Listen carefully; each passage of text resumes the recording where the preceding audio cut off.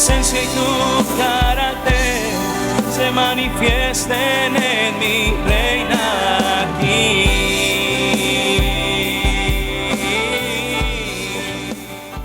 Hemos estado hablando de estos elementos básicos, fundamentales de lo que representa el reino de Dios venido a la tierra. Nuestro texto base, lo encontramos en Mateo, en el capítulo 6, desde el verso 9, el Señor Jesucristo, enseñando a orar a sus discípulos, les dice: oraréis de esta forma: Padre nuestro que estás en los cielos, santificado sea tu nombre, venga tu reino, hágase tu voluntad, como en el cielo, así también en la tierra. El pan nuestro de cada día, dánoslo hoy, y perdónanos nuestras deudas, como también nosotros perdonamos a nuestros deudores. No nos metas en tentación, mas líbranos del mal, porque tuyo es el reino y el poder y la gloria por todos los siglos. Amén. Hermosa oración que como cristianos sabemos ahora que no es la única forma, digamos que no es lo que tenemos necesariamente que decir en nuestra oración, sino que es un modelo representativo con los elementos que constituyen una forma de vincularnos verbalmente con nuestro Dios, que en términos reales incorpore todo lo que es fundamental, todo lo que es esencial. Y fundamentalmente, hermanos, es el programa de Dios para la tierra, el programa de Dios para su iglesia. Bien, como el tema básico es cómo hacemos que el reino de Dios sea manifiesto en la tierra, a través de nuestra condición cristiana ha quedado establecido que el Señor Jesucristo establece su reino en un corazón humano. En el corazón de la iglesia redimida por su gracia se establece el reino de Dios y a través de nuestra obediencia lo reflejamos y a través de la predicación del evangelio lo expandimos en el corazón de los seres humanos. Bueno, quiero entonces que estudiemos brevemente sobre las implicaciones que tienen dos metáforas que el Señor Jesucristo utiliza en la Escritura.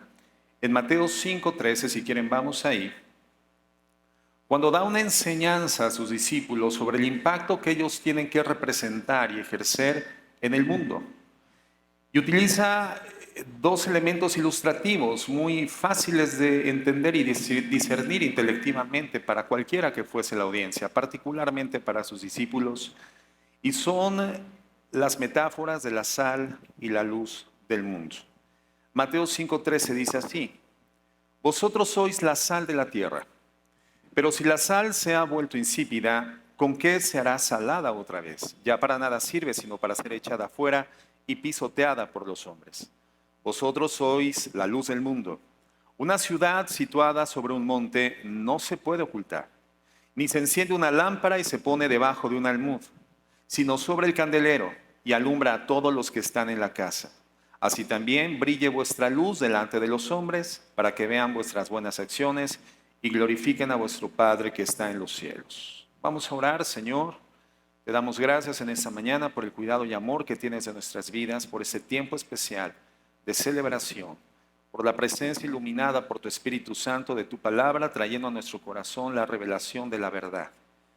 Señor, te pido que continuemos siendo bendecidos con tu palabra, Señor, por tu Espíritu Santo, y que podamos continuar avanzando, progresando sólidamente, Señor, hacia la forma de vida que pueda manifestar en la tierra el reino que ya gobierna en nuestro corazón por tu gracia. Ayúdanos, toda la honra y la gloria son exclusiva y eternamente para ti. En el nombre de Jesús, amén. Bueno, la sal y la luz, hermanos, son dos elementos con que todos estamos familiarizados. De manera habitual y tradicional son elementos que cotidianamente utilizamos en nuestro devenir, ¿no? Digamos que con ellos cubrimos necesidades elementales de nuestras vidas cotidianas. Generalmente la sal y la luz se encuentran presentes en cualquiera que sea la cultura o en cualquiera que sea la etapa histórica del mundo. Sin duda, eran elementos utilizados en la época de nuestro Señor Jesucristo con la misma naturalidad con las que les utilizamos el día de hoy. En ese entonces, antes de la existencia de la refrigeración, la sal, Por supuesto, era utilizada para sazonar, pero fundamentalmente era utilizada para preservar. Sin los efectos de preservación de la sal y sus efectos antisépticos, los alimentos se degradaban rápidamente, entraban en un proceso de descomposición. Las amas de casa, por ejemplo, ponían sal al pescado, frotaban la carne con sal y después todavía sumergían esos alimentos en agua salada para darle una preservación garantizada. Cuando llegaba la noche, en las casas se encendían las lámparas de aceite. Entendemos entonces que son modelos ilustrativos muy familiares. La pregunta entonces es, ¿qué había en la mente de Jesucristo al escoger estos modelos? Bueno, podemos creer que Jesús buscaba indicar fundamentalmente el impacto, la influencia que Él quería que sus discípulos tuvieran en el mundo. ¿Qué es lo que el Espíritu Santo entonces nos muestra a nosotros de esta elección que Jesús hace de estos elementos metafóricos, de estas ilustraciones? Bueno, con estos modelos de la sal y la luz, Jesús estaba enseñando algunas verdades básicas a sus seguidores y sobre su forma de vida. Y quiero que rescatemos 4. El primer principio, la primera verdad, es que los cristianos son radicalmente diferentes a los no cristianos. Los cristianos somos radicalmente distintos a los no cristianos. Entonces, estas dos imágenes de la sal y la luz contrastan dos comunidades, dos formas colectivas de integración humana, dos comunidades completamente disímbolas. Por un lado está el mundo. Y Jesús dice, vosotros sois la sal del mundo. Un mundo que con toda su tragedia y maldad es como una noche en penumbra, una noche de absoluta y profunda oscuridad. Pero por el otro lado está el vosotros, es decir, el ustedes, que son la luz de un mundo oscuro. Entonces, por un lado está el mundo como una carne podrida o un pescado en descomposición, mientras que por el otro lado está el ustedes, quienes tienen que ser la sal de la tierra y prevenir la descomposición social. Dos comunidades disímbolas, dos comunidades distintas. Entonces, claramente podemos identificar que las dos comunidades son tan diferentes como el negro del blanco, como el agua del aceite. Pero Jesucristo elige estas metáforas y nos dice que nosotros tenemos que ser tan diferentes como la sal lo es de la descomposición y como la luz lo es de la oscuridad. Ese es un tema fundamental, hermanos, en toda la palabra de Dios. Dios ha llamado a un pueblo para sí mismo, que tiene que ser diferente. Este pueblo debe de ser un pueblo especial y debe de ser diferente de la cultura predominante que lo rodea. El Señor dice, sean santos, como yo soy santo, dice el Señor. Quiero que veamos, por ejemplo, Levítico 18:1, una instrucción clara que el Señor da a su pueblo. Y dice así, el Señor habló a Moisés diciendo, habla a los hijos de Israel y diles, yo soy el Señor vuestro Dios. No haréis como hacen en la tierra de Egipto, en la cual morasteis, ni haréis como hacen en la tierra de Canaán, a donde yo os llevo. No andaréis en sus estatutos. El pueblo de Dios se encuentra en esta fase de transición, en esta fase de tránsito, de este cautiverio que durante más de 400 años se experimenta dentro del imperio egipcio y va en tránsito hacia la tierra prometida. Y entonces la advertencia es, ni la cultura de la cual provienen, ni la cultura con la cual se van a encontrar, tiene que representar su forma de pensamiento, su psicología, su ideología y por lo tanto su forma de vida. Tiene que ser completamente distinta a cualquier escena circunstancial, a cualquier circunstancia contextual en la cual se puedan encontrar. Dice el verso 4, habréis de cumplir mis leyes y guardaréis mis estatutos para vivir según ellos, y yo soy el Señor vuestro Dios. Por tanto, guardaréis mis estatutos y mis leyes, por los cuales el hombre vivirá si los cumple. Yo soy el Señor. Entonces podemos ver que hay un llamado para ser fundamental y radicalmente diferentes del mundo en el cual nos encontramos, hermanos. El reino de la tierra es totalmente diferente al reino del Señor, al reino de Dios. Ahora, pasemos al Sermón del Monte en el Nuevo Testamento, en Mateo 6, si quieres no vayas ahí, nada más lo voy a mencionar como referencia. Cuando el Señor Jesucristo utiliza igualmente esta enseñanza para hablar de la justicia, hablar de la oración, hablar del ayuno, del dinero, los afanes, etcétera, les dice: no sean ustedes mis discípulos como los hipócritas.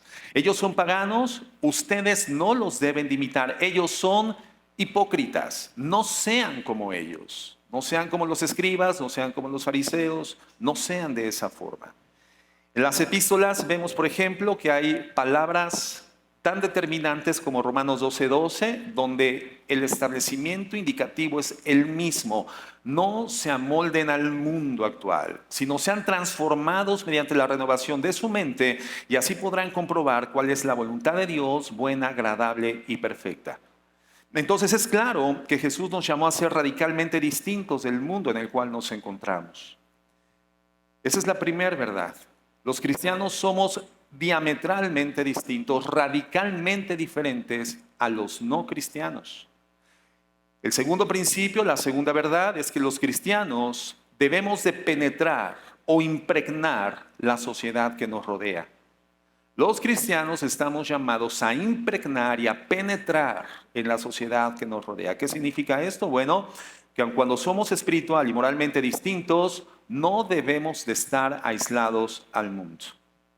El Señor en la oración sacerdotal en Juan 17, orando al Padre, le dice: Señor, yo oro por eso, sus discípulos, no para que los saques en el mundo, sino para que en el mundo los libres del mal. Es decir, Dios no nos llama a una vida ascética, monástica, disociada y distanciada del mundo, sino a ser una influencia impactante y penetrante dentro del mundo en el cual nos encontramos. El Señor nos dice que al contrario, tenemos que hacer brillar nuestra luz delante de todos, permitir que la luz penetre la oscuridad. Mateo 5:15 dice: ni se enciende una lámpara para cubrirla con un cajón, por el contrario, se pone en la repisa para que alumbre a todos los que están en casa. En otras palabras, permitan que las buenas noticias de Jesucristo, quien es la sal del mundo, se esparza por toda la sociedad, por su palabra y por su estilo de vida, por lo que predican y por el respaldo de una vida transformada por la predicación que llevan al mundo. Una predicación respaldada por la transformación que ofrece nuestra predicación. Una transformación hacia la eternidad, pero también una transformación en nuestra vida humana. Si esto lo aplicamos a la luz, bueno, también, hermanos, se aplica a la sal. La sal debe de penetrar la carne. La lámpara, hermano, no sirve de nada si se guarda debajo de un cajón, y la sal no sirve de nada si se queda en el salero o en el recipiente. La luz debe de brillar en la oscuridad y la sal debe de penetrar en la carne. Entonces estamos de acuerdo en que ambos modelos y metáforas ilustran el proceso de penetración o de infiltración o de impregnación que como cristianos debemos de efectuar en la sociedad. Lamentablemente, muchos de nosotros nos ponemos en un lugar escondido y entonces nuestra luz pierde su brillo. El efecto de su brillo no tiene razón de ser cuando nos ocultamos en la sociedad. Y lamentablemente también nos quedamos cómodamente sentados en los aleros eclesiásticos, pensando que el entorno congregacional es el único entorno de vida manifiesta cristiana en la tierra, y no es así. La iglesia, hermano, es una central de adiestramiento de alto nivel de intensidad, donde somos capacitados por el Espíritu Santo en el fundamento de la palabra, en el uso que Dios le da a los dones del ministerio que ha distribuido entre sus miembros, los pastores, ¿verdad? Con el único propósito de poder desarrollar capacidad, destreza, fortaleza, agilidad y poder salir al mundo a hacer lo que el Señor nos ha encomendado hacer. Jesús nos llama entonces a salir y penetrar la sociedad no cristiana para Él, para que su reino, venido a la tierra en el corazón de los hombres, continúe en ese proceso de esparcimiento, que se esparza. En tercer lugar, los cristianos pueden influenciar y cambiar la sociedad no cristiana. Tenemos esa facultad de parte de Dios. El Señor menciona nuestra condición de hijos, nuestra actual familiaridad espiritual por causa de la redención, en el fundamento de una palabra que es clave. Él dice que tenemos la potestad de ser llamados hijos de Dios. Por lo tanto, no solamente es una condición denominacional, es un poder espiritual que el Señor nos asigna en su condición paterna hacia nosotros. Entonces, podemos transformar la sociedad. La sal y la luz son elementos muy efectivos.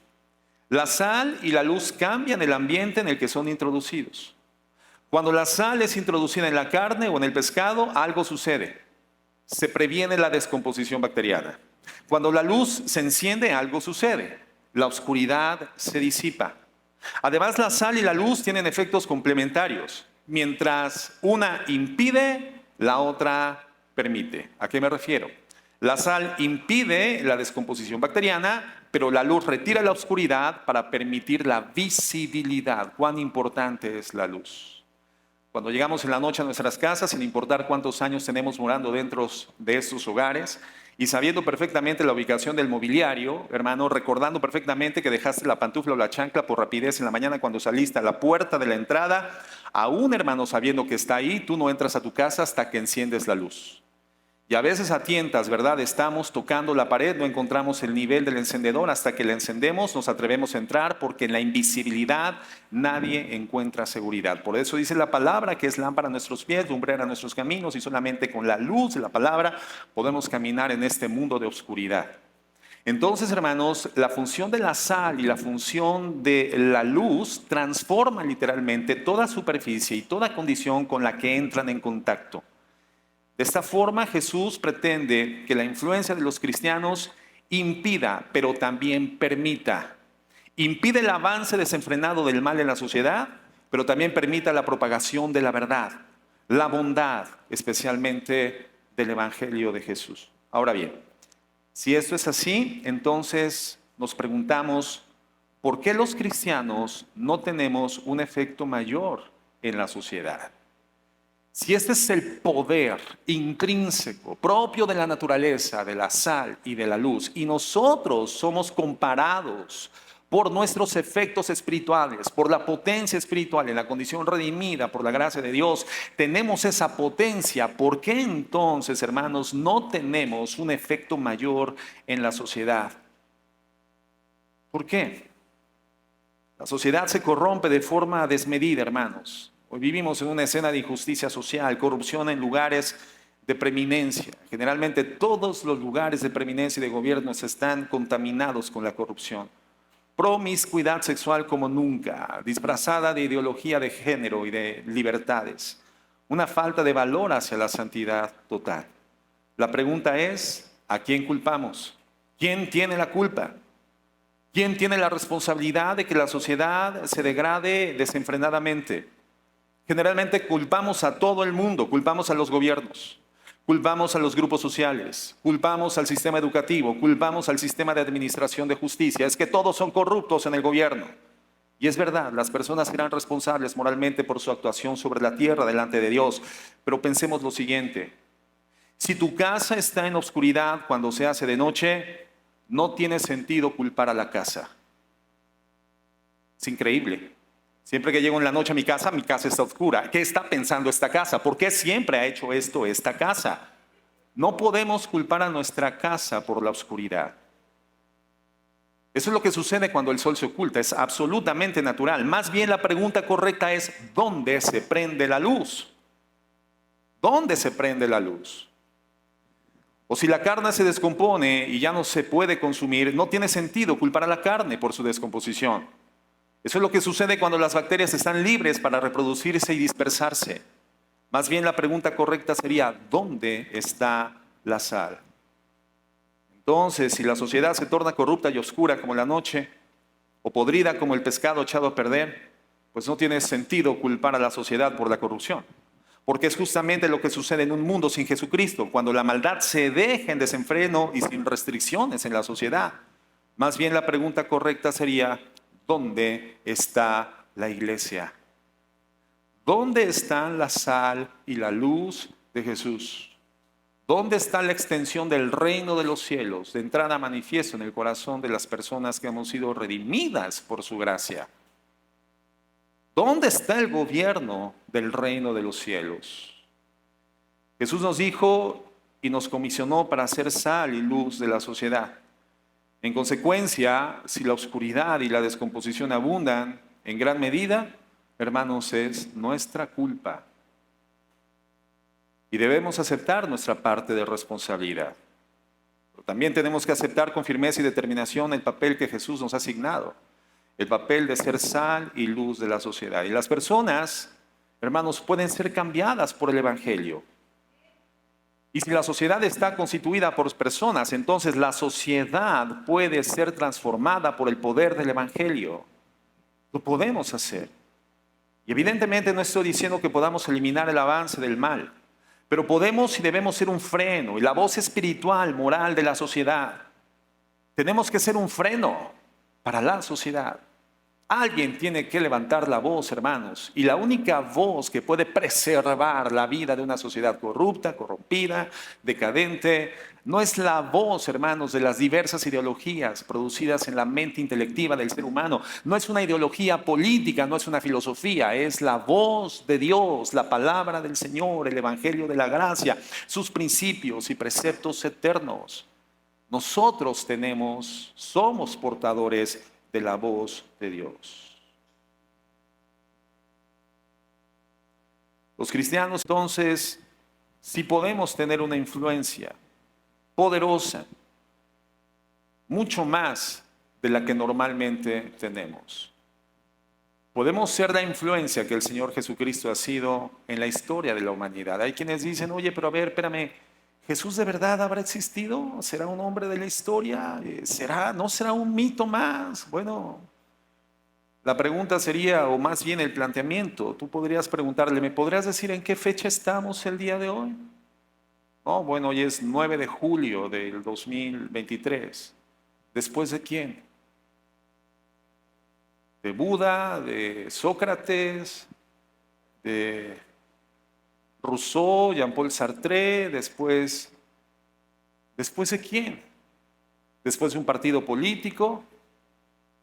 ¿Después de la 3T, 4T, 5T, 6T? ¿Después del neoliberalismo? ¿Después del conservadurismo? Después de Jesucristo, hermanos. El único ser humano, 100% y 100% Dios, que ha tenido el poder de partir la historia de la humanidad en dos segmentos. Entonces, por supuesto, Jesucristo ha impactado el mundo. Pero hoy Jesucristo, en términos físicos, no se encuentra en la tierra, pero está su cuerpo, somos nosotros la iglesia. Y la tarea es la misma que Jesucristo ejerció. Tenemos que impactar la sociedad. Otra pregunta es, ¿cómo podemos influenciar a nuestra sociedad? Porque, bueno, contamos con armas poderosísimas a nuestra disposición. Digamos, un arsenal más potente que el de cualquier nación bien armada. ¿Cuál es la primera arma con la que contamos para poder hacer este efecto que hace la sal sobre el alimento y la luz sobre la oscuridad? La primera arma, hermanos, es la oración. La oración. Y esto no es trivial, ni tampoco es un cliché.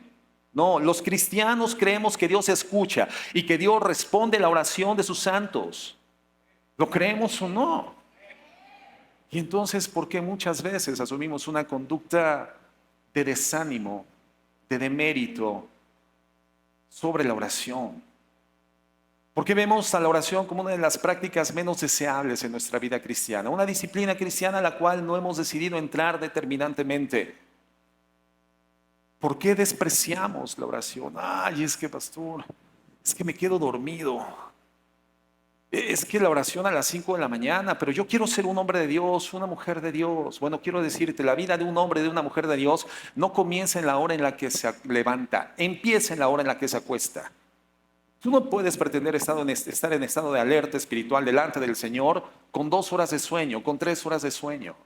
Tú tienes que saber identificar cuál es la cuota de sueño necesaria para que tu cuerpo se restablezca y se restituya en su capacidad de rendimiento físico.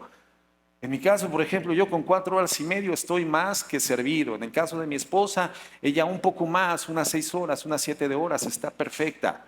Bueno, en tu caso particular, tú tendrías que contabilizar tu tiempo del día siguiente de adelante hacia atrás. Si yo tengo que estar con el Señor 5 o 6 de la mañana, dándole la prioridad de mi vida al Señor, entonces contabilizo 6, 5, 4, 3, 2, 1. Y así vas, hermano. Perdón, como que conté mal, ¿verdad? 6, 5, 4, 3, 2, sí, 1, etcétera, 12, 11, y definir la hora en la cual te vas a acostar. Pero si a las 12 de la noche, 2 de la mañana, 3 de la mañana, seguimos viendo los reportes publicados en el Facebook, en el YouTube, bueno, hermano, y hasta que te vence el sueño duermes, no pretendas estar en una condición en tu vida espiritual donde la oración centralice tu vida y tenga el impacto que debe de generar en tu vida. El apóstol Pablo dice en 1 de Timoteo 2:1, así que recomiendo ante todo que se hagan plegarias, oraciones, súplicas, acciones de gracias por todos. Por todos. La oración es algo fundamental, central, medular, angular en la vida de un hijo de Dios. Verso 2, especialmente por los gobernantes y por todas las autoridades, para que tengamos paz y tranquilidad y llevemos una vida piadosa y digna. El Señor dice que oremos por todas estas cosas. Pero frecuentemente nos damos cuenta, por ejemplo, que en las iglesias cristianas no hay una intercesión seria por las autoridades. Ayer decíamos que el foco de nuestra vida es el reino de los cielos, no tanto las condiciones terrenas. Sin embargo, no podemos dejar de entender que el reino de Dios se establece todavía en una condición terrena, en una dimensión actual, y ahí tenemos que hacer impacto. Y para hacer impacto tenemos que orar por todas estas cosas, por nuestras autoridades. Dios no solamente es el Dios de la iglesia, hermanos. Dios es el Dios del mundo que rodea a la iglesia y el Dios del universo, y su gobierno se extiende sobre todo lo creado. Y por eso nosotros, quienes por la gracia tenemos contacto con Dios de la creación, a través de la oración, hermanos, y podemos aproximarnos confiadamente al trono de la gracia, donde sabemos que el Señor escucha nuestro clamor, tenemos que interceder por la sociedad en la cual el Señor nos ha comisionado ser sal y luz de la tierra.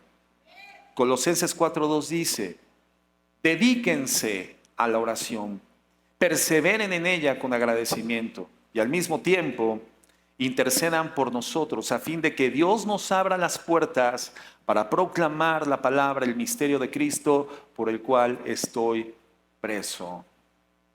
Oren para que el Señor nos abra puertas, no para la promoción de un ministro, de un ministerio, de la denominación ministerial, no, para que avance el evangelio de la gracia.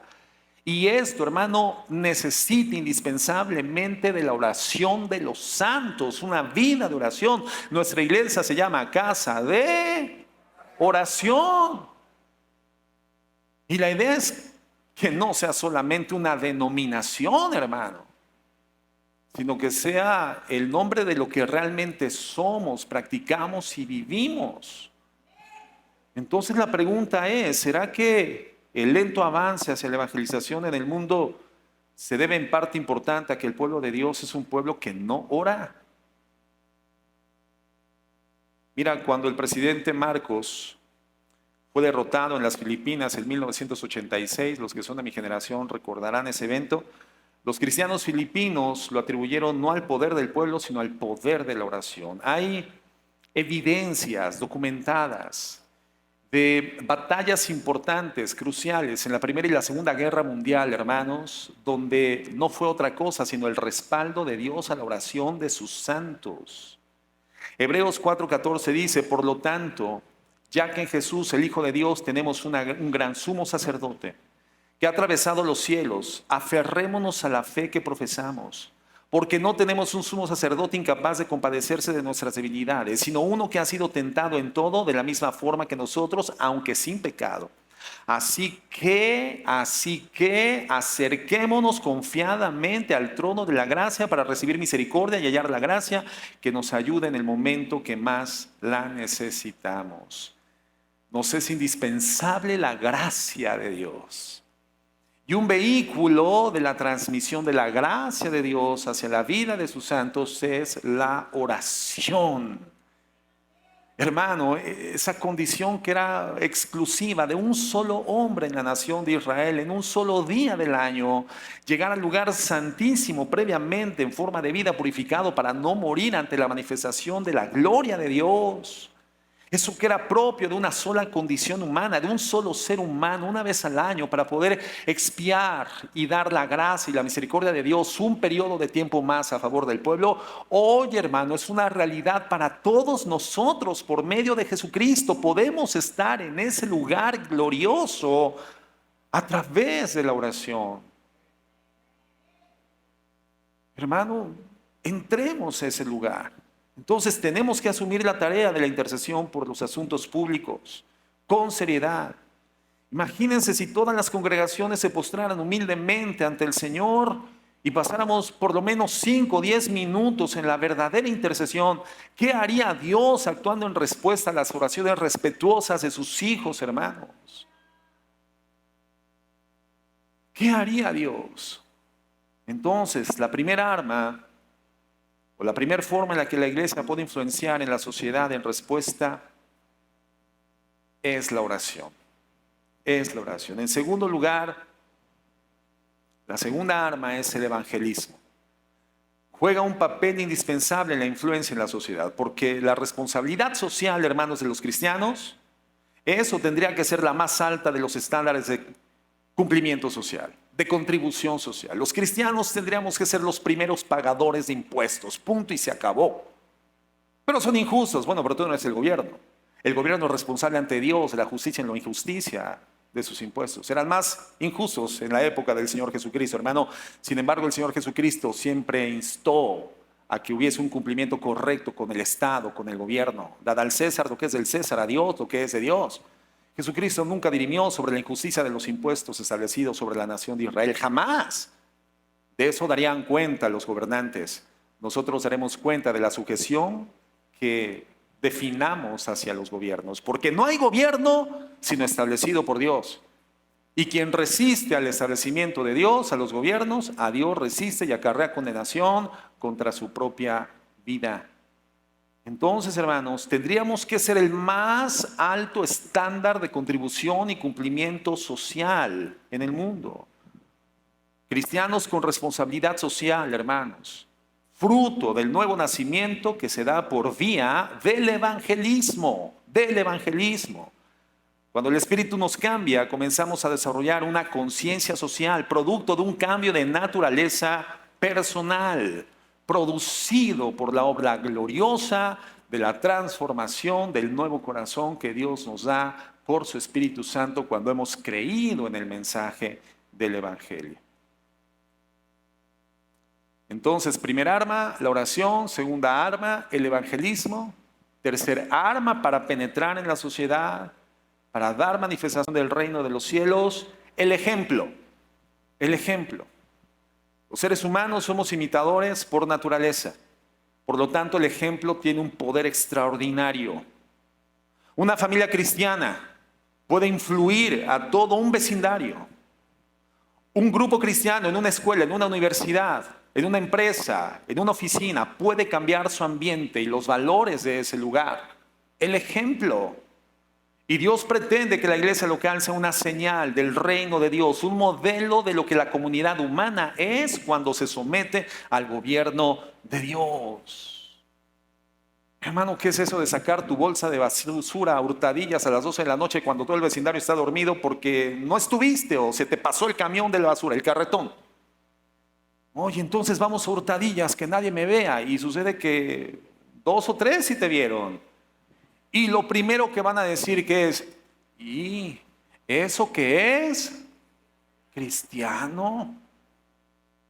¿Sabes que junto con la redención viene a nuestra vida una lupa muy grande con la cual ahora el mundo comienza a evaluar nuestra conducta? Tu forma de hablar, tu forma de tratar a tus hijos, de tratar a tu cónyuge. No sirve de mucho que cierres las ventanas de tu casa cuando vas a disciplinar a tu esposa, hermano. Es que yo soy el hombre de la casa. Es que aquí solamente mis chicharrones truenan. Es que yo soy la autoridad. Mira, cuando tú demandas como hombre la autoridad en tu casa es porque ya la perdiste. La autoridad no es algo que se demanda, hermano. La autoridad es algo que se ejerce. Simplemente. Entonces tienes que adiestrarte bíblicamente para poder utilizarla de manera correcta, con equilibrio, de tal forma que representes tu cabeza, que es Jesucristo, en el ejercicio de tu autoridad. Tu esposa no tiene la responsabilidad de sujetarse a ti, tiene la responsabilidad de sujetarse al Señor Jesucristo, y en consecuencia el derivado será una sujeción en su ambiente matrimonial a tu autoridad. Pero tú no tienes la asignación de Dios de sujetarla. Tú tienes la asignación de amarla sacrificialmente y eso va a estimular la sujeción de tu esposa a tu autoridad. La mujer no fue diseñada para responder al amor romántico, hermanos. No, la mujer fue diseñada para responder al amor sacrificial. Cuando llega tu marido en la noche de trabajar muy cansado, ¿verdad? Pero tú, hermana, estás 2 veces más cansado que tu marido, porque bueno, tu marido trabajó en una oficina, en la calle, en una construcción, pero tú trabajaste con tus hijos durante todo el día, la atención de la casa, la comida, los enseres, toda la administración de un hogar que es profundamente desgastante. Y llega tu marido exigiendo atención. Tú dices, en vez de que generes o se geste en tu interior un deseo de recibirlo, dices, chin, ya llegó, ¿no? ¿Por qué? Porque es una carga más. Y entonces ahora también lo tienes que atender a él, darle de cenar a él, acercarle las pantuflas a él, darle el control del televisor y ponerle push para que prenda, porque el dedo gordo lo trae muy cansado tu marido. Y después de toda esa jornada y faena, llegas extenuada a descansar a tu habitación, pero tu marido comienza a ponerse romántico. Y con la camiseta, ¿verdad?, medio rota y con la catsup y la mostaza del hot dog que se cenó, toda chorreada, llega a la habitación y te dice, hola nena, ya estoy aquí. Y tú estás profundamente dormida. Porque la mujer no fue diseñada para responder al amor romántico si previamente no hay amor sacrificial. ¿Qué sucede cuando tu marido llega de trabajar y te dice, mi amor, mira, descansa, ya llegué yo? La mujer dice, ya llegó Superman, qué bueno que ya llegaste, mi amor. Entonces sí, ¿qué es lo que pasa? La mujer se puede ya retirar a descansar a su habitación, ver un programa, leer la Biblia, orar, estar con el Señor, mientras el marido se encarga de darle de cenar a los niños, checar los uniformes, las tareas, revisar las mochilas, acostarlos, orar con ellos, ¿no? Y entonces cuando regresa el marido a la habitación, cansado, ¿qué crees que encuentra en la habitación?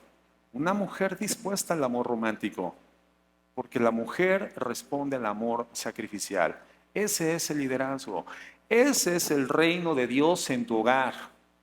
Ese es el reino de Dios en tu matrimonio, el reino de Dios con tus hijos, en tu vida cotidiana. Y por supuesto, cuando salgas del hogar no vas a tener que ficcionar cristianismo. Es más, ni siquiera le tendrás que decir a la gente, yo soy cristiano y me congrego en casa de oración. No, la gente se va a dar cuenta de que tus estándares, tu modelo de vida, tu gobierno es un gobierno superior, no es de este mundo. El poder del ejemplo, hermanos. Somos una sociedad alterna a los ojos de la gente en el mundo. Fíjate lo que dice Hechos 2:42. Dice, se mantenían firmes en la enseñanza de los apóstoles. Es la primera etapa de la fundación de la iglesia en Jerusalén. Y ellos estaban firmes en la enseñanza de los apóstoles, en la comunión, en el partimiento del pan y en las oraciones. Todos estaban asombrados por los muchos prodigios y señales que realizaban los apóstoles. Todos los creyentes estaban juntos y tenían todo en común, todo en común. Vendían sus propiedades y posesiones y compartían sus bienes entre sí según la necesidad de cada uno. No dejaban de reunirse en el templo ni un solo día. De casa en casa partían el pan y compartían la comida con alegría y generosidad, alabando a Dios y disfrutando de la estimación general del pueblo. Y cada día el Señor añadía al grupo los que iban a ser salvos o los que iban siendo salvos. Esto es lo que sucedía, hermano. El favor del pueblo, el favor de un pueblo pagano hacia la iglesia, por el poder del ejemplo, por el poder del testimonio. El ejemplo tiene un poder evangelístico. La evangelización no solamente es ejemplificar, no solamente es dar testimonio, es la predicación, pero tiene que estar respaldada del testimonio. Tú no puedes predicar un evangelio que transforma si tu vida no ha sido transformada previamente por el evangelio que predicas. Es como si me dijeras, mire pastor, este producto es buenísimo para bajar de peso, es lo mejor que hay en el mercado, mire, súper efectivo, se lo recomiendo. Le vendo 2 por 1, pastor, pero tú tienes problemas de sobrepeso. Tú estás 35 kilos arriba de tu peso normal. O sea, mi primer pregunta, ¿cuál sería? Oye, ¿y tú no lo tomas? O sea, ¿por qué no? Y si me dice, no, yo lo consumo, ¿sabes qué? Pues no se lo compro. O sea, ¿cómo le creo? Entonces, no podemos predicar un evangelio que transforma si no estamos previamente transformados por ese evangelio. Es cuando llevamos a vituperio el evangelio. La gente duda del poder del evangelio. Cuando el poder del evangelio es de vida eterna para los que creen, hermanos. En Filipenses 2:14 dice, háganlo todo sin quejas. Háganlo todo sin contiendas, para que sean intachables y puros hijos de Dios sin culpa en medio de una generación torcida y depravada. En ella ustedes brillan como estrellas en el firmamento. Eso es lo que somos llamados a hacer, brillar en el firmamento como las estrellas, brillar en el mundo como las estrellas en el firmamento. Cuando tú vas a la playa, en esas noches preciosas, hermano, donde tienes la oportunidad de contemplar la obra de Dios y nuevamente constatar, Dios existe, los cielos cuentan la gloria de Dios, el firmamento anuncia la obra de sus manos, Dios existe. Ese es un cronograma perfecto que nos habla de una inteligencia por encima de todo lo que se encuentra creado. Esto no es coincidencia, Dios existe. Y puedes ver ese firmamento lleno de estrellas, impactante, impresionante, hermano. Lo único que llama tu atención es el brillo de esos astros. Bueno, así somos llamados a vivir en un mundo oscuro, un mundo de oscuridad política, espiritual. La oscuridad, hermano, se encuentra gobernando el mundo y nosotros somos luces brillantes por el evangelio. Nuestra luz, hermano, tiene que brillar en medio de la oscuridad. Entonces, el ejemplo. La primera, la oración. La segunda arma, el evangelismo. Tercera arma, el ejemplo. Cuarta arma, el sufrimiento. Ponlo ahí en tus notas con mayúsculas, por favor. Si no traes notas, si traes tu iPad o traes tu teléfono celular, escríbelo sobre la pantalla, ¿verdad? Raya, sufrimiento. No lo hagas porque luego me lo vas a cobrar. Pero márcalo en tu corazón, sufrimiento. ¿Por qué? La disposición a sufrir por lo que creemos, hermano. El sufrimiento en realidad es la prueba de autenticidad como cristianos. Es muy fácil ser cristiano en una sociedad cuyo nivel de persecución es la realidad muy baja. Pastor, estoy en persecución, ore por mí, por favor, no sé si voy a lograr soportar esta prueba. Y uno dice, te metieron a un horno de fuego, te pusieron en un foso de leones, ¿qué te sucedió? Es que nadie me habla en mi salón de clases, pastor. Ay, pobrecito, sufro. No, hermanos, no, el sufrimiento de verdad. Hermanos, el evangelismo y el ejemplo son actividades que pueden ser muy costosas. ¿Por qué? Porque ni el evangelismo de Cristo ni los estándares morales de Cristo son populares. Desafían el egoísmo y la autoindulgencia a la que estamos acostumbrados como humanidad caída. Entonces vivimos en un mundo caído por el pecado que odia la santidad de Jesucristo, que hace 2000 años llevó a la cruz del Calvario al Señor porque lo dio sin haber hecho ningún mal. Un juicio injusto de los hombres, un juicio político de las autoridades injusto, pero un justo juicio de Dios porque en Cristo se juzgaba el pecado nuestro, hermanos. 3 juicios: el juicio religioso, el juicio político y el juicio de Dios. Y el único justo fue el juicio de Dios. Los otros 2 no juzgaron nuestro pecado, juzgaron a un ser humano perfecto y santo. Fue injusto, pero el de Dios fue justo porque en la cruz del Calvario Jesucristo se constituye en el depósito de nuestro pecado. Él pagó por nuestro pecado, el que nunca cometió. Y mientras Él era constituido en el depósito del pecado, juzgado justamente por Dios, porque es un Dios santo, santo, santo, nosotros en transferencia recibíamos una santidad que no merecíamos y que no habíamos vivido, porque el Señor, por el puro afecto de su voluntad, definió esa dinámica para no dejarnos en una condición insalvable. Hermanos, La luz de Jesucristo fue odiada, la luz de Cristo a través de la iglesia va a ser odiada igualmente, y esto puede representar sufrimiento en la sociedad. Estamos de hecho destinados a diversos niveles de sufrimiento. Entonces, no tiene por qué sorprendernos, ¿no? Las pruebas, ¿qué dice Santiago? Que nos gocemos en suma manera cuando nos encontremos en diversas pruebas. Y la palabra diversa en el griego significa de todos los tamaños, colores y sabores y duraciones. Entonces pueden ser pruebas repetitivas, pruebas constantes, pruebas suaves, pruebas prolongadas, pruebas intensas. Dios definirá el tipo de prueba. Pero en vez de afligirnos por la prueba de nuestra fe, porque es lo que Dios prueba, nuestra fe, dice la Biblia, debes de experimentar sumo gozo, suma alegría. Porque la prueba de tu fe produce paciencia, mas tenga la paciencia su obra completa, para que sean perfectos y cabales sin que les falte cosa alguna. Perfectos y cabales. Y la palabra perfección en el contexto ahí no es ser infalibles, significa ser completos.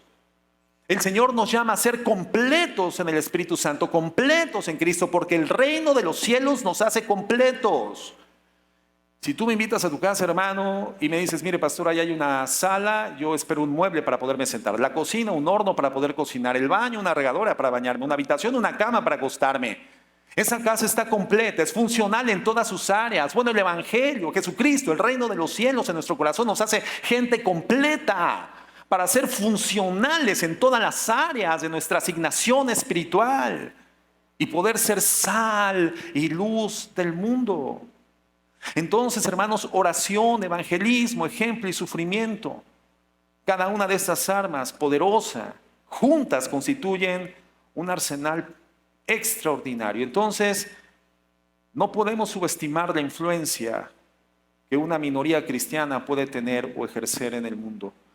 Los cristianos deben de retener distintivos, porque somos completamente diferentes, hermanos, a los no cristianos. La sal tiene que retener su salinidad. De otra forma no sirve para nada, sino para ser desechada y pisoteada. De la misma forma la luz tiene que retener su brillo, de otra manera nunca va a disipar las tinieblas. Y si nosotros como cristianos queremos influenciar la sociedad, no solamente penetrarla, impregnarla, hermanos, sino aportar a su transformación, tenemos que rehusar por completo amoldarnos a la forma de vida de un reino al cual ya no pertenecemos. Hermanos, tenemos que retener nuestro brillo, retener nuestra salinidad, y eso es nuestras convicciones cristianas, los valores cristianos, el estilo de vida del reino de Dios. De otra forma no haremos ningún impacto en la sociedad. Y la única razón por la cual permanecemos en la tierra después de nuestra conversión es para hacer un impacto en la sociedad. Si el fin último de la salvación es estar en la eternidad con nuestro Señor, en una condición de servicio perfecto, amor perfecto, dignidad perfecta, santidad perfecta, hermanos, la pregunta sería, Señor, ¿por qué no me llevaste a tu presencia después de que me convertí? Señor, ya me hubiera sacado de este mundo putrefacto que solamente ejerce sufrimiento, ¿no? Sería lo ideal. Señor, ya llévame a tu presencia. Ya soy un hijo tuyo. ¿Por qué sigo en la tierra? Porque la Biblia dice que ahora que somos salvos, hoy somos una nación santa, real sacerdocio, pueblo adquirido por Dios para predicar las virtudes de aquel que nos sacó de las tinieblas y nos trasladó a su luz admirable. Para eso estamos en esta tierra, solamente para eso. Lo demás es secundario. Hay cosas importantes, pero son secundarias. El fundamento de nuestra permanencia en la tierra es expandir el reino de los cielos por la predicación y demostración del evangelio de la gracia. Porque para eso fuimos constituidos hijos de Dios, lo cual no es una denominación, es una potestad que el Señor nos da. La presencia del Espíritu Santo en nuestras vidas, la palabra de Dios iluminada por su Espíritu Santo a nuestros corazones, que transforma por completo nuestra manera de pensar y en consecuencia nuestra manera de vivir, y el reino de los cielos visto, testificado en esta tierra a través de sus hijos, a través de la iglesia. Tenemos que retener nuestra salinidad y nuestro brillo. Quiero terminar con estos puntos. 35 puntos. No es cierto. ¿Cómo retenemos en un mundo caído, perverso y muy influyente nuestro brillo y nuestra salinidad? En primer lugar, Jesucristo nos llama a una justicia mayor, hermanos. A una justicia mayor. Mateo 5:20 dice, porque les digo a ustedes que no van a entrar en el reino de los cielos a menos que su justicia supere a la justicia de los fariseos y de los maestros de la ley. Fíjate lo que el Señor está diciendo. Si no son más justos que los maestros de la ley y que los fariseos, no pueden entrar en el reino de los cielos. Imagínate lo que pensaron los discípulos de Jesucristo cuando escuchan estas palabras. ¿Por qué? Porque los escribas y los fariseos eran las personas más justas de la tierra. Hermanos, ellos afirmaban ser más justos que nadie. Entonces seguramente los discípulos calcularon que la ley tenía elementos que solamente los fariseos cumplían. ¿Cómo ellos podrían superar esa ley? Fíjate, la ley tenía 248 mandamientos y 365 prohibiciones, lo que da un total de 613 regulaciones, y ellos decían haberlas cumplido todas. Pero ahora viene Jesucristo y les dice, no van a entrar en el reino de los cielos si no son más justos que los más justos de la tierra. ¿Qué querría decir Jesucristo? Bueno, gracias a Dios por la revelación del Espíritu Santo, y hoy lo sabemos. La justicia cristiana es mayor que la de los fariseos porque es más profunda, es una justicia del corazón.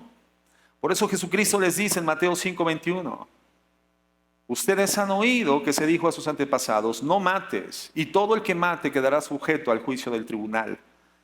Pero yo les digo que todo el que se enoje contra su hermano quedará sujeto al juicio del tribunal. Es más, cualquiera que insulte a su hermano quedará sujeto al juicio del consejo, pero cualquiera que lo maldiga quedará sujeto al juicio del infierno. Impresionante, el Señor Jesús nos está mostrando que el pecado no se encuentra en la comisión, el pecado se encuentra desde la intención. En el corazón. ¿Y qué es lo que transforma el Señor? El corazón. Quita un corazón de piedra y pone un corazón de carne. Por lo tanto, la justicia del cristiano ya no es el resultado de un acto coercitivo de una entidad gubernamental o legislativa que nos presiona, nos forza a respetar lineamientos de justicia. No, hoy la redención lo que hace, hermanos, es echar la ley de Dios dentro de nuestras vidas. La pone en el corazón. Y la hace algo deseable, algo apetecible, algo que hoy amamos, la ley moral de Dios. No las leyes rituales ni ceremoniales, que ya no tienen razón de ser, porque todas tipificaban proféticamente algo que tuvo perfecto cumplimiento con el sacrificio del Señor Jesucristo y su resurrección. Pero la ley moral de Dios, hermanos, sigue siendo la misma, y esa no fue echada a un lado, no fue suprimida, no fue derogada, no fue abrogada. La ley de Dios fue echada dentro de nuestro corazón con el Evangelio de la gracia. Y hoy, hermano, nuestra justicia es mayor que la de los fariseos y los escribas. Como ayer yo comentaba, hoy odiamos el pecado que antes amábamos y hoy amamos al Dios que antes odiábamos. El Señor lo dice igualmente para el adulterio. Oyeron que fue dicho, no adulterarás, pero cualquiera que mire a una mujer para codiciarla en su corazón ya adulteró con ella. Entonces el tema no es lo que hacemos, el tema es lo que experimentamos internamente que da origen al pecado. La justicia cristiana es una justicia del corazón. Y se necesita un corazón nuevo por medio del nuevo nacimiento. Entonces Cristo nos llama a una justicia mayor para retener nuestra salinidad y nuestro brillo. En segundo lugar, Cristo nos llama a un amor más amplio, más ancho. Mateo 5:43. Dice, ustedes han oído que se dijo, ama a tu prójimo y odia a tu enemigo. Ahora, ¿la ley decía que odiaran a su enemigo? No. Sí decía, ama a tu prójimo. Pero la deducción humana, tergiversada por el pecado, le llevó a la consideración judía añadir esta perspectiva. Ama a tu prójimo. La segunda parte, hermano, no estaba en los mandamientos de la ley. La ley decía solamente, ama a tu prójimo como a ti mismo, y ahí terminaba. Pero ellos pensaron, debemos de amar a nuestro prójimo. ¿Quién es mi prójimo? ¿A quién tengo que amar? Bueno, mi prójimo son mis conciudadanos.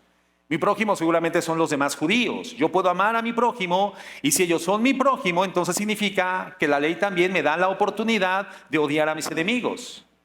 Si solamente debo de amar a mi prójimo. Y Jesús responde, no, su prójimo en el vocabulario de Dios incluye aún a sus enemigos. Yo les digo, Mateo 5:44, amen a sus enemigos y oren por quienes los persiguen. ¿Qué es esto? Amor por nuestros enemigos, hermanos. No seas vencido de lo malo, el libro de los Romanos lo dice, sino vence con el bien el mal. Si tu enemigo tiene hambre, dale de comer, frío, cúbrelo, sed, dale de beber. ¿Qué es esto, hermano? Más que bondad, es benignidad.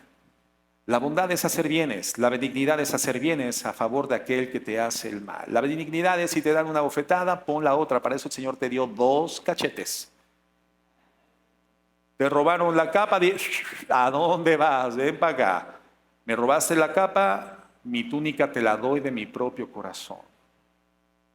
Eso es lo que el Señor nos llama a vivir como su reino en la tierra, hermanos. Amar más ampliamente. ¿Para qué? Verso 45. Para que sean hijos de Dios, su Padre, que está en el cielo. Él hace que salga el sol sobre malos y buenos y que llueva sobre justos e injustos. Entonces, hermanos, somos llamados a eso. ¿Se acuerdan de la parábola del buen samaritano? Ese hombre que venía en el camino y cae en manos de salteadores y lo dejan herido, despojado y medio muerto. Y a lo lejos pasa un sacerdote, representante de la ley y la religión, lo ve de largo, no puede hacer nada y sigue. Y después un levita igualmente, un representante del servicio a Dios y la adoración al Señor.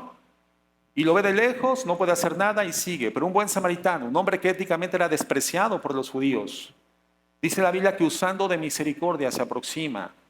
Lo ve en la condición oprobiosa en la que se encontraba, saca las vendas, les pone aceite y vino, venda sus heridas, lo sube a la cabalgadura, lo lleva al mesón, lo entrega al mesonero y le dice, atiéndelo, yo te lo pago y si algo se debe, cuando yo regrese lo termino de cubrir. Eso, hermanos, es usar de la misericordia que la religión no tiene, que los falsos sistemas de adoración no tienen, pero el Hijo de Dios transformado por el reino de los cielos con un nuevo corazón puede utilizar usando de misericordia hacia el prójimo, incluyendo tus enemigos. ¿Quién es un enemigo, hermano? Piensa en tus enemigos.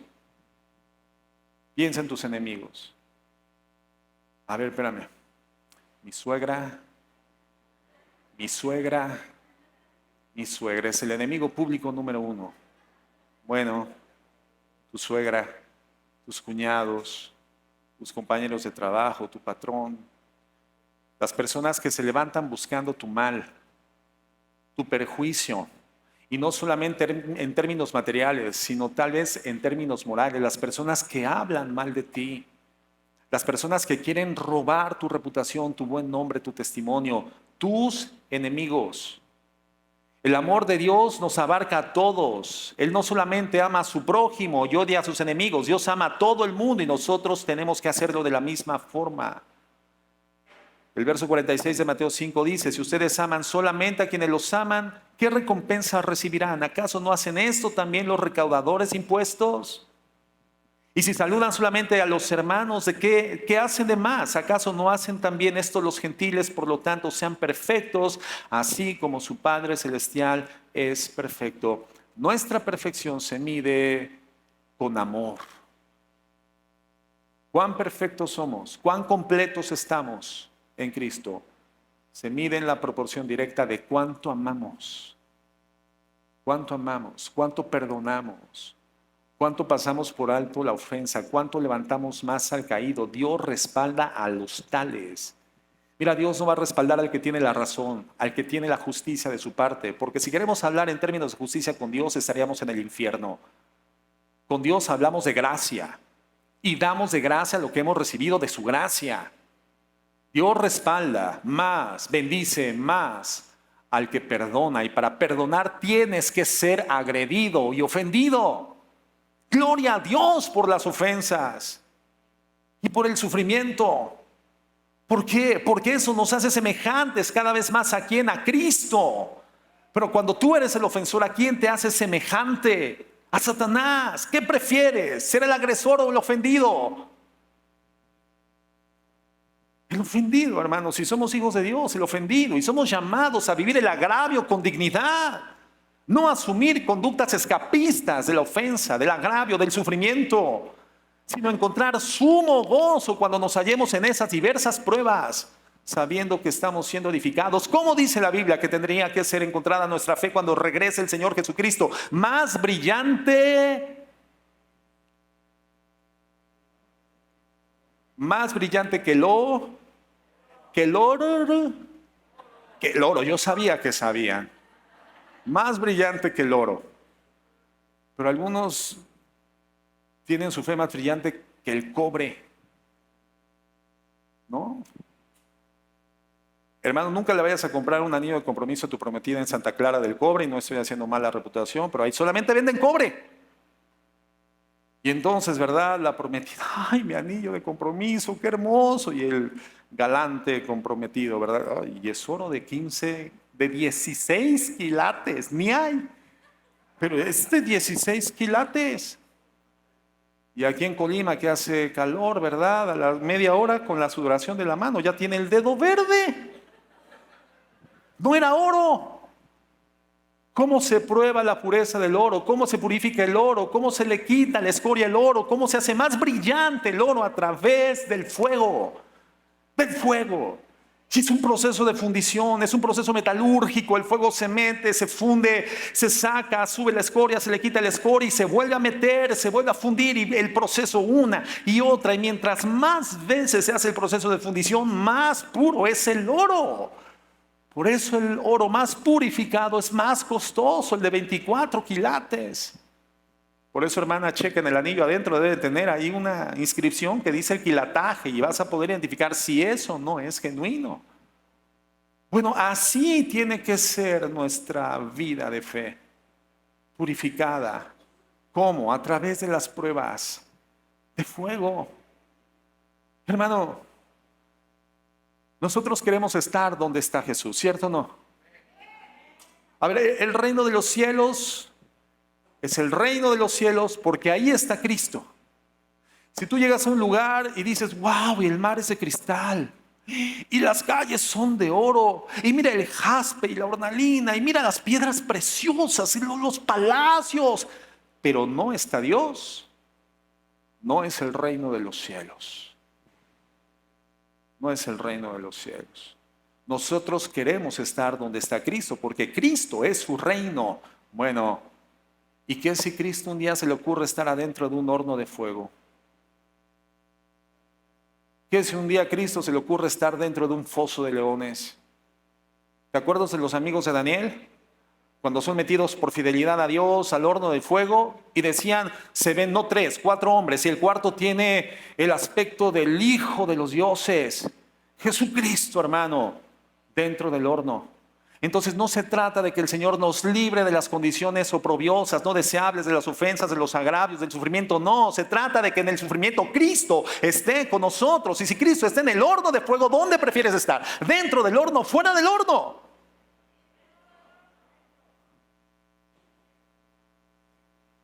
Se dice fácil, pero la próxima vez que se te entierre una uña en el dedo gordo, me digas, ay Señor, ¿por qué yo? ¿Por qué yo? No.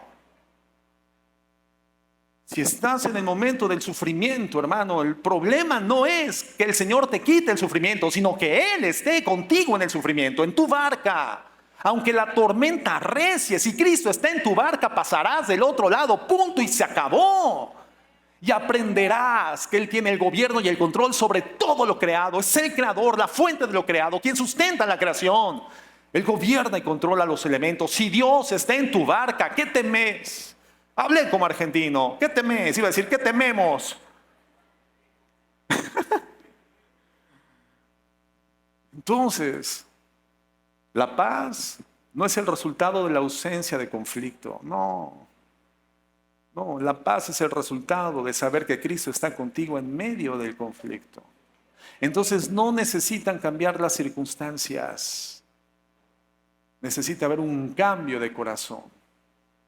El reino de los cielos en nuestra vida. Entonces el Señor nos ama, nos llama a un amor más ancho. Y el tercer elemento, hermanos, para retener nuestra salinidad, es que Cristo nos llama a una ambición más noble. Todos los seres humanos somos ambiciosos y la ambición es simplemente el deseo de tener éxito en algo. Nuestra ambición, en palabras de Cristo, es lo que buscamos, es aquello en lo que ponemos nuestro corazón, el bien supremo al que dedicamos nuestras vidas. ¿Qué es esto? Al final de Mateo 6 se nos dice, solo hay dos opciones, versículo 33.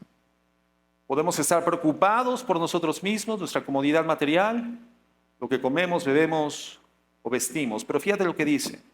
Más bien, busquen primeramente el reino de Dios y su justicia, y todas estas cosas les serán añadidas. Entonces Jesús dice que preocuparnos por nosotros mismos, por nuestro cuerpo, la comida, la bebida, el vestido, es una meta equivocada y no ofrece esperanza para sus seguidores.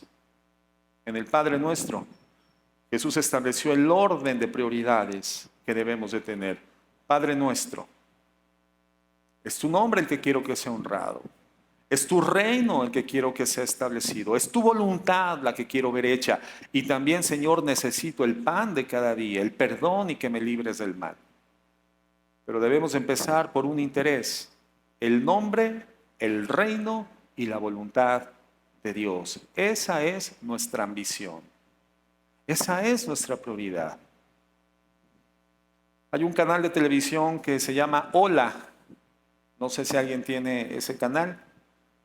Allá en Uruapan, en Michoacán, hay la televisión de cable, la empresa nos pone ese canal Hola, que es como la revista Hola, es lo mismo nada más que en canal de televisión. Bueno, la revista Hola, el canal, habla sobre la buena vida. ¿Y quién no quisiera saber sobre la buena vida? Bueno, en uno de esos programas ellos estaban hablando de la buena vida, bebidas finas, comida, gourmet, ropa, antigüedades, tapetes, fines de semana en Roma, vacaciones en cruceros costosísimos, artículos de lujo en el baño, artículos de lujo en la cocina, vacaciones a Europa, hermano. Esa es la buena vida para el mundo. Esa es la buena vida para el mundo. ¿Quién quiere la buena vida? ¿Nadie? Ok.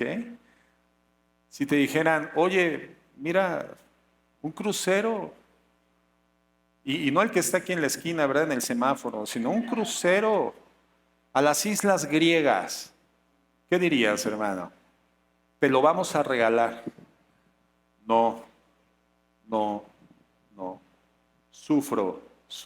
No, claro, obviamente, pues gloria a Dios, qué bendición, lo disfrutamos.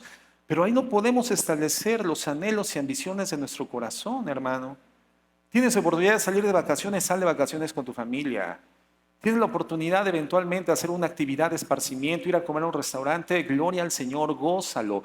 Pero en el fundamento de los principios espirituales, porque estas cosas al final son perecederas, no son la buena vida, porque solamente se tratan de la conservación del cuerpo. Cómo alimentarlo, cómo refrescarlo, cómo humectarlo. A ver, hermanas, ¿es correcto que utilicen cremas para humectar la piel? ¿El rostro? Claro que es bueno, es buenísimo. ¿Es bueno que utilicen maquillaje? Es buenísimo, hermanas. Por favor, utilicen el maquillaje. Solamente para resaltar los rasgos de su belleza natural. Pero en esas cosas, hermanas, no se encuentra el fundamento, no es la ambición de nuestra vida. Al final el cuerpo se envejece, le hagas lo que le hagas. No hay crema, hermana, no hay crema que garantice el retroceso del envejecimiento. No hay método que evite el efecto de la ley de gravedad sobre los cuerpos. No hay forma. Llega un momento donde te levantas en la mañana. Mira, yo tengo, por ejemplo, en el espejo del baño, una foto de cuando tenía 22 años de edad. Y es la que yo ya no veo el espejo, yo veo la foto. Porque verme recién levantado hoy a mi edad, ay no, yo quiero empezar bien el día. Entonces veo mi foto a 22 años de edad. Cuando me estoy vistiendo, de espaldas al espejo para no deprimirme, ¿verdad? O sea, no podemos hacer nada para evitar el envejecimiento, hermano. La ley de la entropía, todos los cuerpos se degradan. Por lo mismo, ahí no puede estar en lo transitorio y temporal el fundamento de nuestra vida, nuestras ambiciones. No, hermano, nuestra ambición no es el cuidado del cuerpo, aun cuando tenemos la responsabilidad, por cuanto es el templo del Espíritu Santo, de conservarlo bien, pero no de establecer un altar al cuerpo. El cuerpo es funcional mientras vivimos, porque ahí mora el Espíritu Santo y es una herramienta dinámica y práctica para nuestro servicio a Cristo. Entonces, lo que Jesucristo dice, quienes buscan estas cosas están equivocados. No busquen esas cosas. Su ambición es más grande, es más amplia. Entonces, en resumen, ¿cómo retenemos nuestro brillo y salinidad? Con una mayor justicia, una justicia del corazón, con un amor más ancho, aún amando a nuestros enemigos, con una ambición más noble, el reino de Dios y su justicia en la tierra. Y solamente así nuestra sal retendrá su salinidad, y solo así nuestra luz retendrá su brillo. Y solo así seremos sal y luz del mundo para nuestra sociedad. ¿Cuál es la conclusión? La mayoría de nosotros tal vez necesitemos arrepentirnos, hermanos. ¿De qué? De las cosas en las que hemos cedido. Y Jesús nos muestra un camino angosto que lleva a la vida y un camino ancho que lleva a la destrucción. Y el Señor nos lleva a tomar nosotros la decisión. Arrepintámonos por las cosas que hemos cedido, por las convicciones y principios que hemos negociado, hermanos. ¿Alguno de ustedes ha entrado a un sanitario público en una estación de autobuses, en un aeropuerto? ¿No? Son pequeños torniquetes. Tú no puedes pasar a través de ese torniquete con todo el equipaje. Tú tienes que dejar afuera el equipaje. Si vas acompañado, entra uno primero y otro después, porque alguien tiene que cuidar el equipaje, porque es tan angosta esa entrada que no puedes entrar con todo lo que llevas. Así es la puerta al reino de los cielos, así es el camino que lleva la vida, es estrecho. No puedes llevar lo que quieras. Tiene espacio solamente para la voluntad de Dios, para los principios del reino, lo que se produce en el reino, lo que se consume en el reino de Dios. Pero si tú crees que vas hacia el reino de los cielos llevando todo el bagaje, el equipaje, los antecedentes de tu forma de vida en el mundo, tu trato a tus hijos, tu trato a tu esposa, la forma de hacer negocios, la forma de vincularte en tu trabajo, la manera de hacer empresa, o sea, no. Tú vas en el camino ancho, si es el caso. Y ese camino lleva a la perdición. No está reflejando el reino de los cielos. Entonces, si nos identificamos llevando esos hábitos, costumbres, antecedentes, ese bagaje, tenemos que arrepentirnos delante de Dios. Hemos negociado, hemos cedido. Dejemos la necedad, reconozcamos a Cristo, el Señor, de cada parte de nuestra vida, porque Él es el Rey de todo el reino. Arrepintámonos de nuestro pesimismo. Los cristianos no tenemos derecho a ser pesimistas, porque creemos en el Dios vivo o no. Entonces no podemos ser pesimistas. La fe y el pesimismo son incompatibles. No son, hermanos, elementos que puedan estar en el mismo espacio, en el mismo tiempo, hermano. Y no se trata de ser idealistas ingenuos, sino realistas sensatos. Y una perspectiva correcta, una percepción correcta de la realidad es que nuestro Dios es un Dios que todo lo puede. Tiene poder para librarnos del sufrimiento y tiene el poder para sustentar y sostener nuestra vida en el sufrimiento. Entonces no hay razón para el pesimismo. Sabemos que el Evangelio tiene un poder transformador. Cristo nos ha comisionado para hacer luz y sal en la comunidad. Entonces, arrepintámonos de las cosas a las que hemos cedido, arrepintámonos de nuestro pesimismo y seamos factores de cambio. Su sal para prevenir la descomposición social, su luz para brillar en la oscuridad y disiparla. A eso fuimos llamados, hermanos. Somos los ciudadanos del reino de Dios en esta tierra. Somos el escenario donde Él gobierna eternamente. Hagamos lo que hemos sido llamados a hacer. Vivir bajo las normas de ese reino y manifestarlo entonces claramente al mundo caído, al mundo sin esperanza. Llevemos el Evangelio de la gracia y Dios use nuestras vidas para la expansión de su reino en el corazón de los seres humanos. En tanto Él llega en aquel día a establecer su reino milenial, perfecto, físico, político, diplomático, espiritual en esta tierra. Vamos a orar.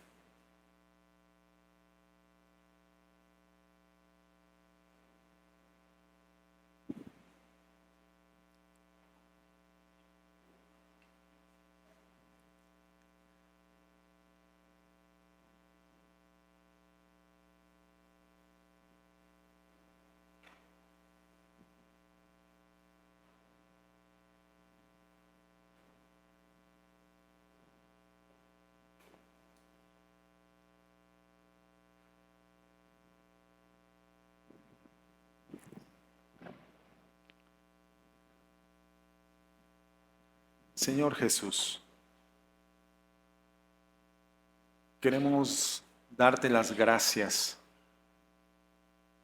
por tu infinito amor y por tu grande misericordia. Solamente tú eres Dios. Bendecimos tu nombre. Dios en tres personas, Padre, Hijo y Espíritu Santo. A quien amamos, por quien vivimos, a quien bendecimos, a quien servimos. El Rey y el dueño de su reino eterno, con gobierno perfecto sobre el universo creado y traído a esta tierra convulsa y rebelde a través de los corazones redimidos. Señor, tú eres nuestro Rey. Vivimos en tu reino y queremos representarte. Queremos representarlo de forma correcta, nítida. Que tu reino pueda ser visto por todos los hombres. Que anunciemos lo que la gente puede ver y constatar. Que ese reino no sea una incógnita ante los ojos del mundo, sino que el mundo pueda verlo y decodificarlo a través de nuestra predicación y forma de vida.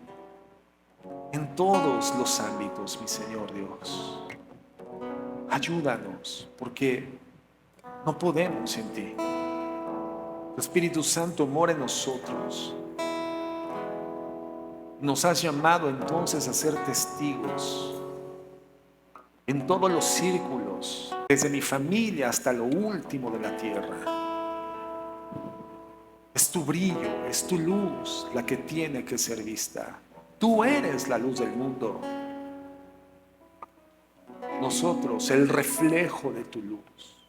Solamente con nuestra vida enfocada en ti te reflejaremos. Pero si nos desenfocamos de ti, Señor, comenzaremos a reflejar nuestras miserias, nuestras escaseces, nuestras limitaciones e imperfecciones. Eres tú a quien somos llamados a reflejar. Es tu luz y tu brillo. Y te pedimos perdón, mi Dios, por brillar opacamente nosotros, pudiendo brillar intensamente con tu brillo para la gloria de tu nombre y de tu reino. Perdónanos, hemos cedido, hemos concedido, hemos negociado, hemos entrado en escenas de pasividad, nos hemos acomodado, hemos puesto la luz debajo de la cubeta, hemos dejado la sal en el salero de la iglesia. Perdónanos, Rey, perdónanos. Es tu reino, Señor, es tu reino y tú eres el Rey. Gobiernas en nuestros corazones.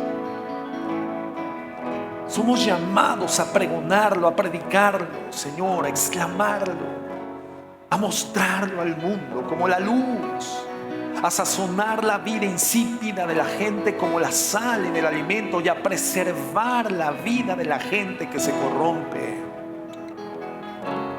Mi Dios, sal y luz del mundo, tu sal y tu luz. Gracias por darnos la asignación. Ayúdanos, bendito, por el poder de tu Espíritu Santo, por la verdad de tu palabra. Ayúdanos a ser la sal, la luz del mundo, para tu honra y tu gloria. Venga a tu reino, Señor, y sea tu voluntad y tu nombre sea santificado. En el nombre de Jesús. Amén.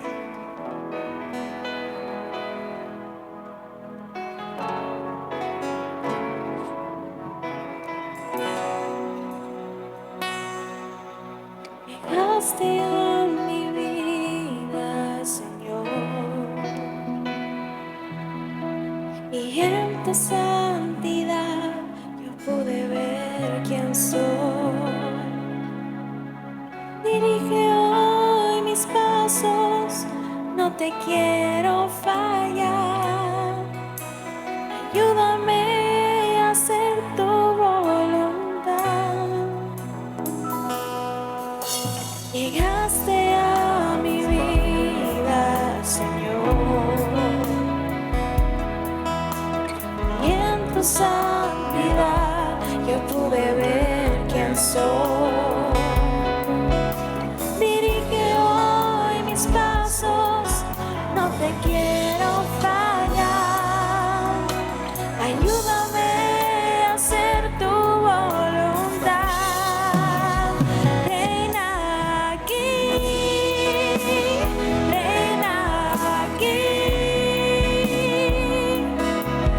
en los cielos y en la tierra tienes autoridad. Reina aquí,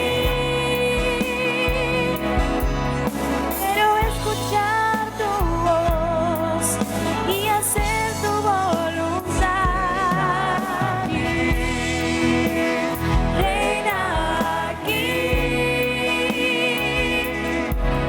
con la obra de mis manos doy la gloria a ti. Reina aquí, que tu presencia y tu carácter se manifiesten en mí. Reina aquí,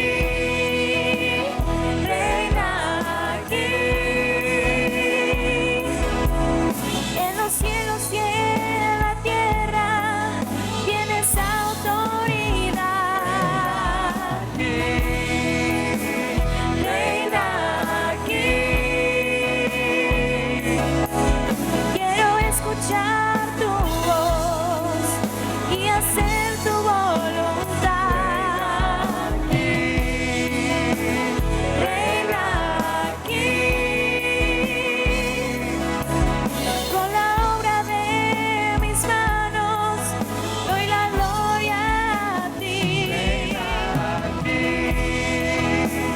Reina aquí, que tu presencia y tu carácter se manifiesten en mí. Reina aquí, Señor. Reina aquí,